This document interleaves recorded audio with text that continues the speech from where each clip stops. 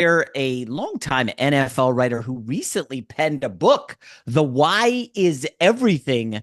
It's out on October 1st. He talked to Kyle Shanahan, Sean McVay, Mike McDaniel. I got a lot of questions about McDaniel. Matt LaFleur, who's maybe been the coach of the year through 3 weeks, and Raheem Morris. Let's welcome in Mike Silver. Mike, how are you, man? Awesome, Jason. Thanks for having me. And I love the California tan you've got going. The It's incredible. permatan, yes, from the No doubt. Caribbean. Let's get started with just week 3, and we'll dovetail into the book. But two of the coaches you interviewed, Kyle Shanahan and McVay, met at SoFi. The 49ers were big favorites, had a big lead, blew it, and ended up losing the game. McVay is so geeked about it, and now the 49ers are 1-2. And I don't know, there was so much about this game that kind of came out to, oh my goodness, is this run over for the Niners? How does McVay keep cooking up this amazing stuff without Puka, without Cooper Kupp, offensive line depleted? Take me to that game and your thoughts on it. Yeah, and really, Purdy had an incredible game without Debo and Kittle and McCaffrey. Yeah. Juwan Jennings went absolutely nuts. But yeah, so Kyle Shanahan and Sean McVay are two of the main characters in The Why is Everything, my book, which comes out October 1st. Pre-order links all over my social media, and I'm really excited about it. And it's about that whole crew and how they've changed the game. But you're right.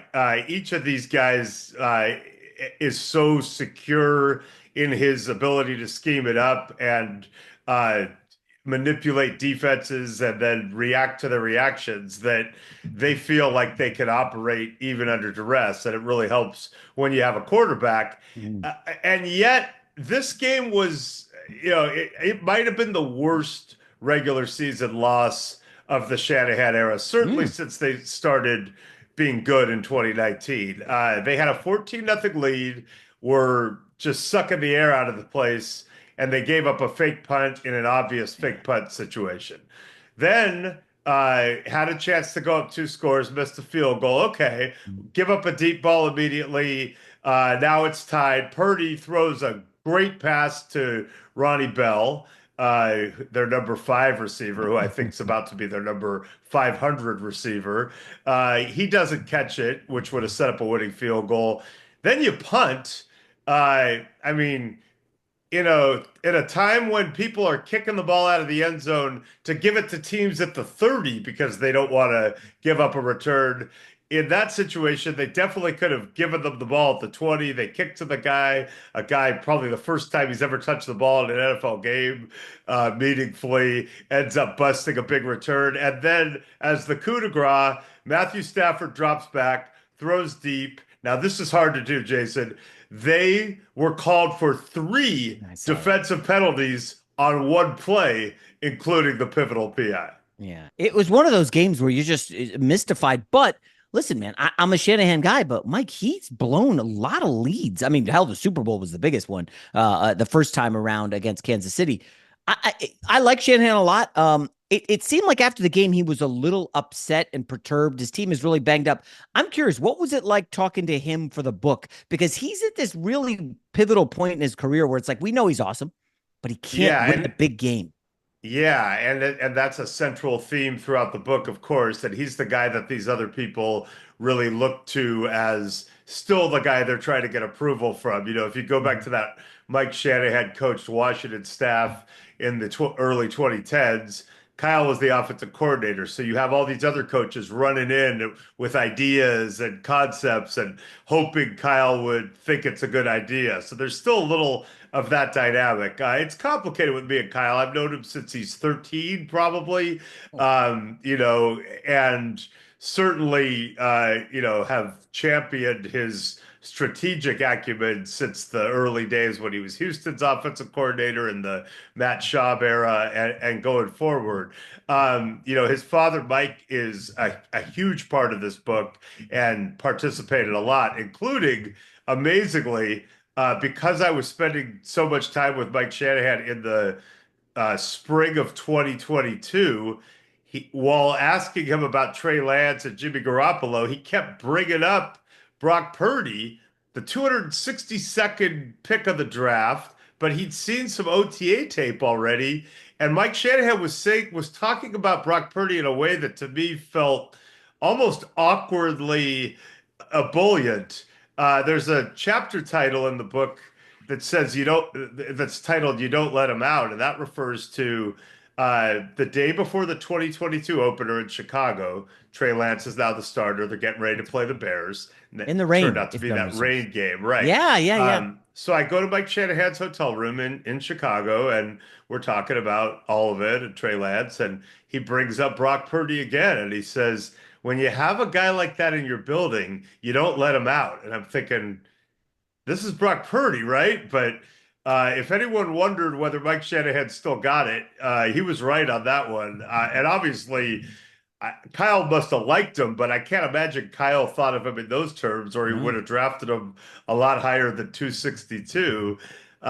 So yeah, Kyle was less enthusiastic. He didn't want to participate directly in this project. Now, as a columnist for the Chronicle, I was always down there, and I got plenty of access to him, and it worked out just fine. But I think Kyle is, very much his father's son, very proprietary about what he believes is his secret sauce, and less worried about convincing the rest of the public how awesome it is if he can Yeah. get a little bit of an edge on Sunday. Well, it's weird because Shanahan may have a secret sauce, right? We think McVay may or may not. We saw it with once he got Stafford, they made the jump to light speed. But I wonder about McDaniel, who was the belle of the ball, a super genius with Tua. And then for some reason at the end of last season, Mike, it looked like teams started to figure out the Dolphins a little bit. They slowed down. And then to start this season, it has not been good. Now Tua's out. And I don't know that the jury's out on McDaniel, but I am curious. How does McDaniel fit in with Shanahan and McVay?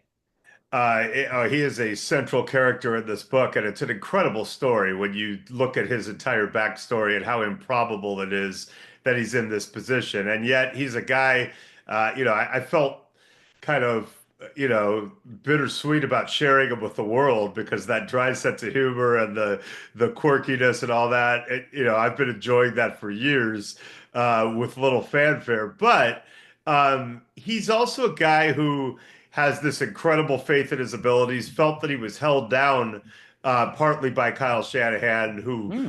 as you'll see in the book, tried very, very hard not to lose him while kind of, being the dominant personality in Mike's life. Uh, and yet, when it comes to scheme and an ecosystem and manipulating defensive rules and all that, most of these coaches, if you gave them truth serum, would say Kyle's at a different level. I think McVay would tell you, look, there's leadership, there's galvanizing a team. I think I'm clearly better at that than Kyle. He might be a little advanced on scheme, so it's, either or. But McDaniel's the one guy where there's a quote from Chris Cooley, the former Redskin tight end, Okay. talking about McDaniel, and he says he's Matt Damon. How do you like them apples? Smart Oh, in a nice Goodwill Hunting reference. But McDaniel is probably the only one where you go, is he on an intellectual level here that is just so far beyond? Now, that's not the only part of head coaching. You obviously bring up they didn't finish well in either of his first two seasons for all the great stuff he did and resurrecting Tua and a lot of it. I think he will find a way to stand out over the long haul, but this is the league, and really, if you trace starting with that Washington, stage where they did that revolutionary approach to RG3 mm, and took the league by storm. This is not like a book where it's like, oh, they made it, it's all great. Like they were coaching for their jobs in Cleveland the next year after getting unceremoniously booted out of Washington. Year one in Atlanta was really rough, and they had to have something that came to be known as marriage counseling, but with Kyle and Matt Ryan, uh, Matt LaFleur, who was then the quarterback's coach, Dan Quinn, and some intermediaries after that season. Obviously, they got to the Super Bowl and had an incredible 2016 before that, I know you've heard this, but I'm told the Patriots had a 28-3 lead, or the Yeah. Falcons had a 28-3 lead, and we all know how that happened. And then of course he goes to San Francisco, McVay goes to LA the same year, and now these guys who were linked together and were friendly but not BFFs are now rivals, who have to play each other twice a year and compete for supremacy. So rivalry is in the subhead of the title for a reason. Yeah. There's a lot of pettiness that's gone on, and we capture it in vivid form. Let me ask more about the Mike McDaniel, Matt Damon question or quote. So McDaniel went to Yale. Listen, I'm not going to knock it. He's appears a little nerdy, sounds it. I'm Oh just yeah. curious. You've been in a lot of NFL locker rooms. I've been in some. How much of a struggle is it for McDaniel to relate to some of these guys? Because a lot of the times it's, hey, wait, you never played. I'm sure you get that. Hey, Mike, how many NFL snaps you take? Yeah, I get that stuff plenty of times being on TV. Like, I'm just curious how McDaniel can relate to these guys so well, not having played in the NFL or even close to it.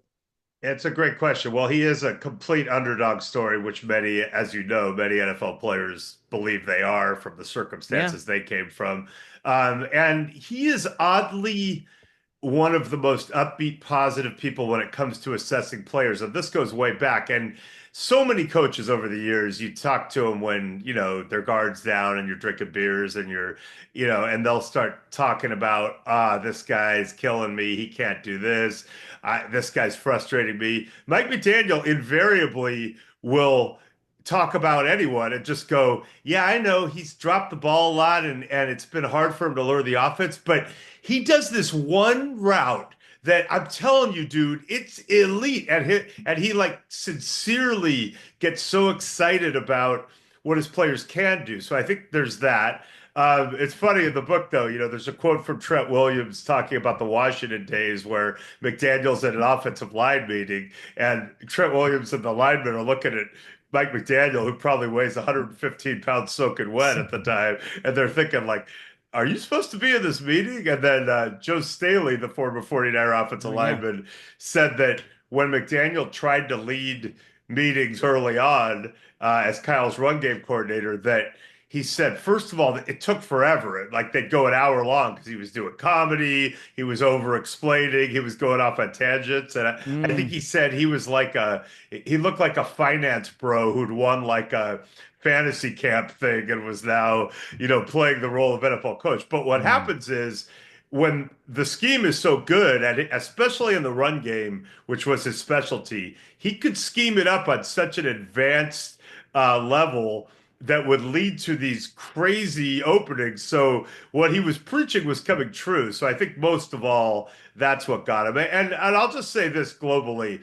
Really, the thesis of this book is that you had this culture, meathead culture to some degree, where it's do it because it works. It's yeah, always been done this way. This is how Bill Walsh did it. Just do what we tell you.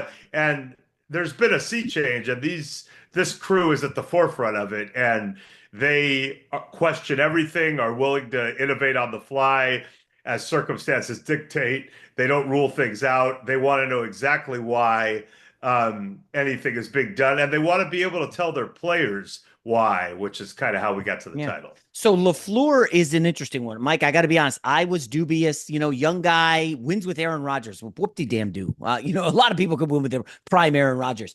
And what he's done this season with what's his name? Malik Willis, Yeah. ending last season with Jordan Love. I'm sold. I think LaFleur is very good. How does he fit into this crew?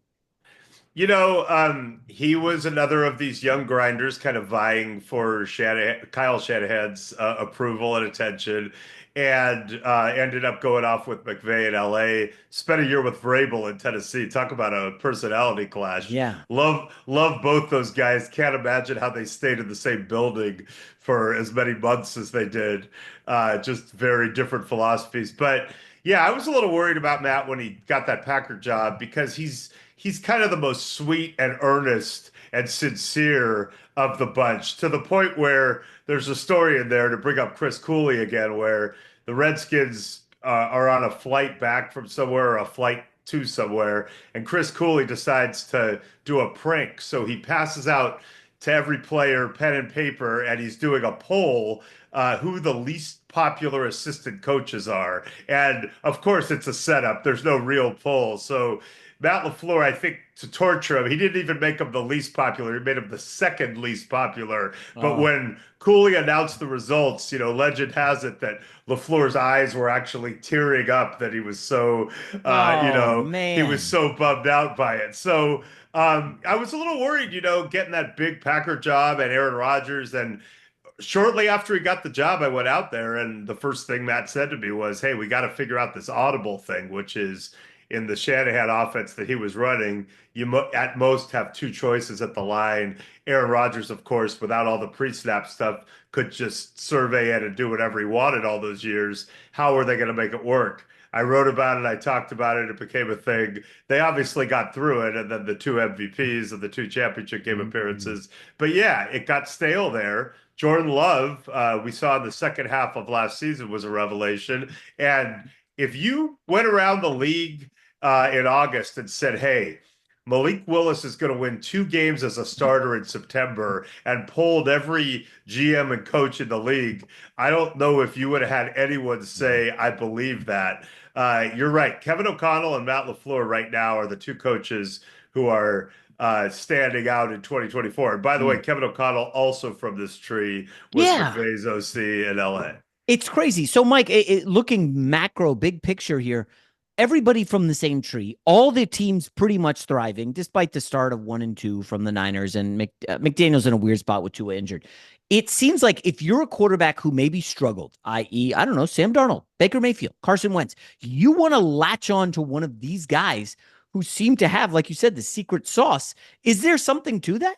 Yeah, and I can give you one more. Derek Carr, who was red hot to start the season Oh, with Clint Kubiak, who just, obviously the Kubiaks and the Shanahans are intertwined, but he just came from Kyle and the Niners. So that's another one. And then, the one that I would point to probably most glaringly in a different way is CJ Stroud.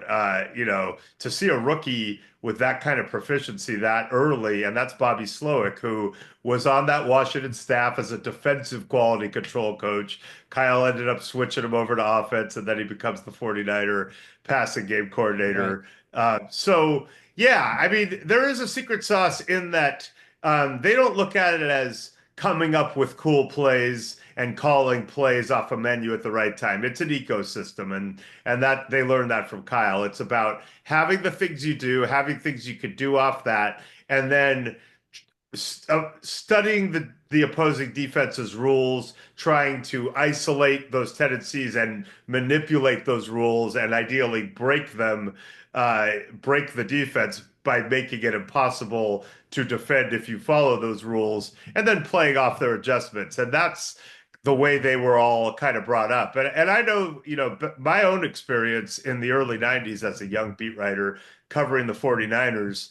I saw Mike Shanahan, who was a broken guy at the time, had been, fired early on after a short stint as the LA Raiders head coach, Hmm. was fired in Denver, and Dan Reeves, the head coach, accused him of insubordination because Reeves felt that Shanahan and John Elway were, too close. And so he had to kind of rebuild his reputation. And Mm. Steve Young, who was playing for the injured Joe Montana, was never good enough in the eyes of 49er fans, even when winning passing titles and ultimately MVPs. But Mike Shanahan and Steve Young together both transformed their careers. And one of the things that I saw Mike Shanahan do vividly was make it opponent specific and personalize each week's game against that coordinator or that coach, and try to find a way to show them up and used what they do against them. And that is something that has been carried on, obviously, through Kyle and through these other guys. The one guy in your book featured the why is everything is Raheem Morris. He's a little different in that he's a defensive guy. How does he fit into this crew? Well, it's great because, first of all, he and Kyle are like best friends from the days when Kyle was a quality control coach on John Gruden's Buccaneers staff. But um, when Kyle was in that role, he did something very smart, which was Mike Shanahan's suggestion, which Mike Shanahan said to him, look, if you really want to get good at this, you got to learn defense. You got Monty Kiffin, Rod Marinelli, Joe Mm. Barry, Mike Tomlin, Raheem Morris. You've got this incredible staff. And so Kyle would go sit in on their meetings too. And so now fast forward to Atlanta. After their first year there, 2015, the receivers coach Terry Robisky leaves, and Raheem Morris is asked by Dan Quinn, he's a defensive assistant, hey, help me find some receiver coaches that would work. And Raheem vets some guys, but then he says to Dan Quinn, Kyle doesn't necessarily need a classic receiver coach. He knows receivers. He just needs someone who he can trust, who knows how he works, who can communicate what he wants, and who can Mm. communicate with him. And then about an hour later, Dan Quinn calls Raheem back and goes, "What about you?" And eventually, Raheem Morris becomes the receivers coach in Atlanta, and now he learns offense for a couple of years on that side of the ball, a few years. So Mm. I would argue the two most well-rounded coaches that way in the National Mm. Football League right now are Kyle and Raheem. And Raheem's a great story. Had a chance to be a head coach at a young age after Gruden was fired in Tampa. There Right. was a rebuild. Went 10-6 with Josh Freeman. Almost made the playoffs. Admittedly, was not as mature then, and had to wait so long for his second chance. And I'm just so excited that he finally is getting it in Atlanta, and I think he's going to really do some good things. So where do you see this crew going from here as they mature? Or is there like a counter crew that is like, we need to stop the Shanahan tree? Because, listen, I will say this: Brian Flores, in Minnesota, back-to-back weeks, 2 and 3, shut down Brock Purdy and the Niners, and then really shut down Stroud and Slowick. Maybe Brian Flores is the man for the job. Well, that's you've got the age-old, yeah, who shuts down who and how do you innovate off it. I think this crew will always keep trying to stay ahead, but yeah, there's some incredible defensive minds now. Vic Fangio has given them a lot of trouble. The 2018 famous Bears-Rams game kind of, was a Was that where precursor. Goff was horrible in the cold weather? Well, but they had collapsed the interior of the line. That's They right. they had shell coverage that played against McVay telling Goff basically to run play action and throw it blindly. So and Belichick capitalized on that in his Super Bowl game plan that really shut them down. But interestingly, both Sean and Kyle went and hired what bothered them. Kyle got Chris Kasarik as his defensive line coach and ran the wide nine because Jim Schwartz has traditionally, been a nightmare for Kyle, which we saw even last year in Cleveland. And Sean, off of the scars of that 2018 game, ends up getting Brandon Staley, who was part of that Fangio tree. And then Mm. Raheem comes and runs Staley's scheme. Now Staley with Kyle, who has not changed his back end a lot, but I wonder now if with Staley in the building, if he'll start to incorporate some of that expertise as a first-year defensive coordinator. Nick Sorensen seems to grow into the job. But you're right. Brian Flores done an incredible job, and I think there will always be another crew or another group, and obviously you've got great offensive innovators outside of this crew, the Andy Reeds, the Sean Paytons, Certainly. who are out there. Ben Johnson doing an incredible job, but. If I had to define, give them a defining characteristic, it's that um, they they will innovate, for the sake of innovation and not just because they think it's a cool thing to get ahead. Like they love their system, but if they see a problem that they have to solve, for example, in 2012, RG3 is going to be our quarterback. He's never taken a snap from center. How are we going to do this? They'll find a way to transport their entire offense and run it out of the pistol, which was mind blowing at the time and caught the league by storm because it was the Dan Snyder Redskins. The dysfunction overtook them. But in league circles, people were like, what just happened, at least for that season? No, definitely. I'm wondering, like, we're going to see a lot of coaching openings every year. There's 5, 6, 7. It's weird though. Are we at the point, Mike, where it's like, hey, Get me one of Shanahan's guys. Get me one of McDaniel's guys, LaFleur. Is that just what we're doing? Because it feels like, I mean, Kubiak, like you said, he's going to be the number one interview choice if this keeps up with New Orleans. Well, it's funny. We had the friend of Sean McVay era, and there's a chapter actually in the book called Friend of McVay. So not only was McVay's association a key attribute, but to the point where when the Cardinals hired Cliff Kingsbury, they literally put it in the press release. Uh, he is close friends with Sean McVay, who is an offensive genius, and that got, on social media, that got clowned mercilessly. It was kind of the equivalent of the Colts banner for getting to the AFC Championship game,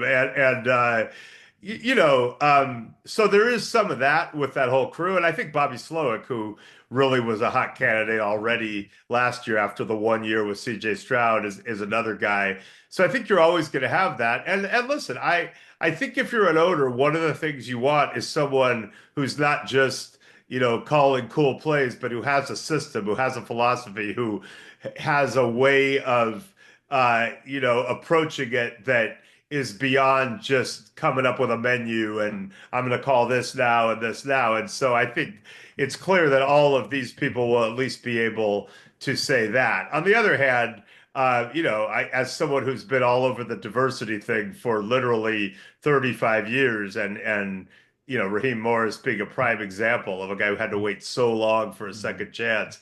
I hope that when these owners are considering these things, they're very, very mindful of the lack of opportunities minorities are getting on the offensive side. It doesn't just have to be offense. Brian Flores is a great example of a guy who should be an obvious head coaching candidate. He's got two strikes against him. One is he's suing the league for a on a class action suit that is alleging systemic racism, and I think he's right. And B, and I think Brian would admit this, he from the Belichickian tree, was not great on the people skill side in Miami, and that ultimately led to his undoing. So I think, as with others who have, got changed their approach a little bit the next time around, I think Brian will adapt on that way. But if an owner is scared to hire him because of litigation and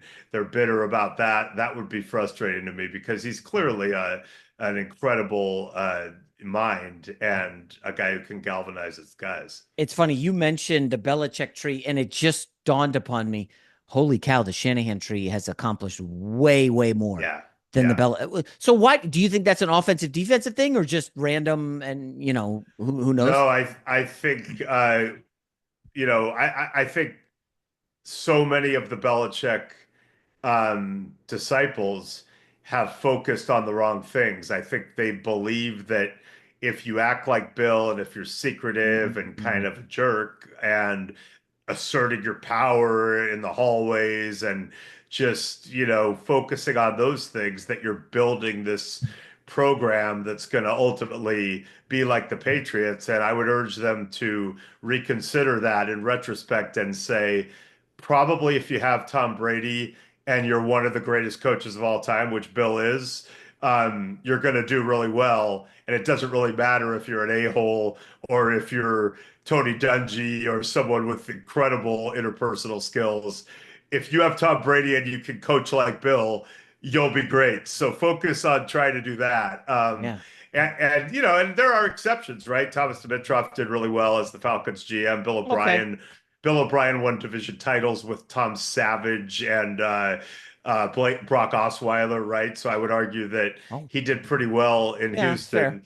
But you have your Matt Patricias and your Josh McDaniels and your just utter flameouts where it just didn't go well. And let me ask this: since a lot of these guys came up in the Shanahan tree, I'm of the belief when you're hot, when you're running hot and calling great plays, and everybody loves you.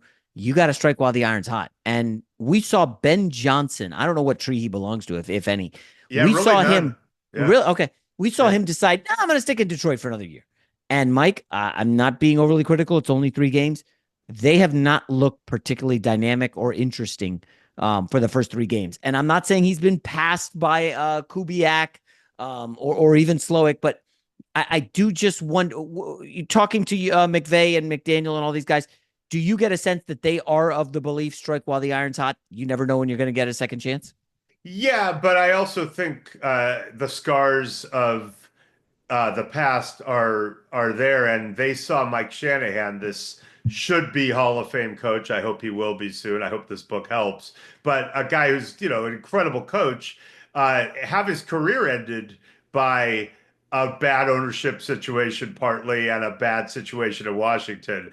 And I think seeing him go through that and just how bad it got at the end, I know Sean talks about it in the book. He just says, yeah, it's made me not take for granted some of, the opportunities that I've had and realize how important it is to have an organization and alignment. So I do think you want to be careful. And of course, Kyle had dysfunction in Cleveland right Yes. afterwards. He got out after a year. So yeah, it's and as far as Ben Johnson, he did that 2 years in a row now. So now it's interesting. I mean, I could see him doing it once, but 2 years in a row, he could have had a head coaching job and said, I'm staying in Detroit. Now, Jared Goff, who's a big character in the book, is super happy about that. And possibly what you're seeing early this year is just they got a big, nasty offensive line. It's the best part of their team. Mm. They're leaning on that, maybe in a more basic way early on. But, I do think at some point you might look back and go, man, you had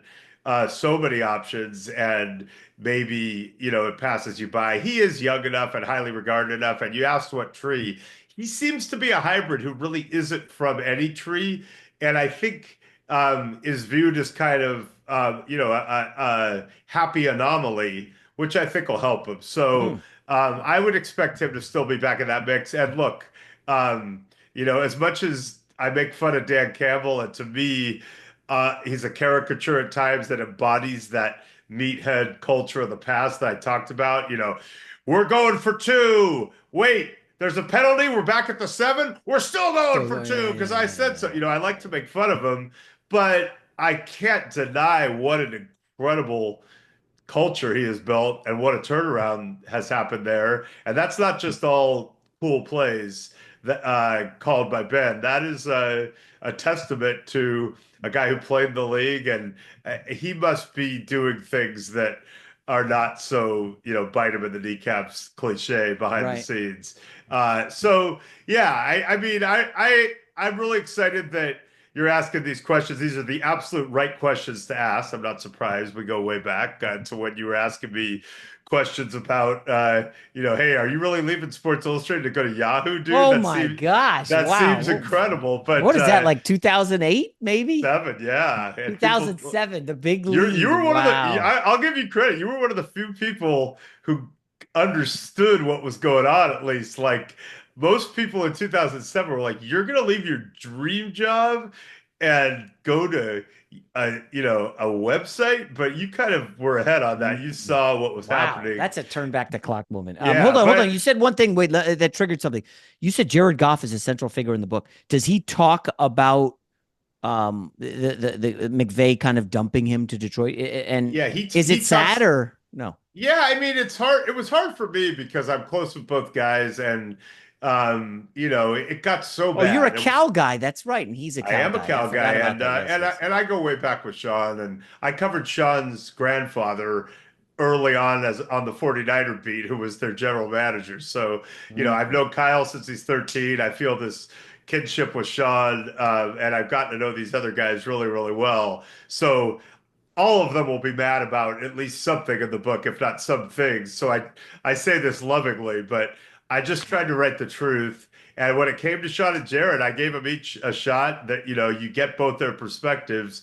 It got really, really bad and you'll see some examples in there where you're like, whoa, it was real bad at the end. And to the point where, think about this. Jared Goff, who had injured the thumb, gets called in cold after 0 reps in that playoff game in Seattle after John Wolford That's gets right. blasted by Jamal Adams. And, doesn't have an epic game, but plays well enough to win a playoff game against Pete Carroll in Seattle. And now they're going to Green Bay in the cold to play Aaron Rodgers and Matt LaFleur. And John Wolford had been knocked out with what they called a neck injury, sure looked like a head injury too. And ultimately, it was a moot point because John Wolford was not medically cleared. But even after that, Sean McVay wanted to start John Wolford in that game against the Packers instead of Jared Goff. So that's how bad it had gotten. Oh man, that's a rough one. Anyways, all right, Mike Silver, The Why is Everything. It's out October 1st. Sounds fascinating. If you like the NFL, you're gonna love this book. Mike, thanks a lot, man. This was great. Thanks, Jason. Keep doing your thing, and I look forward to seeing you in person one of these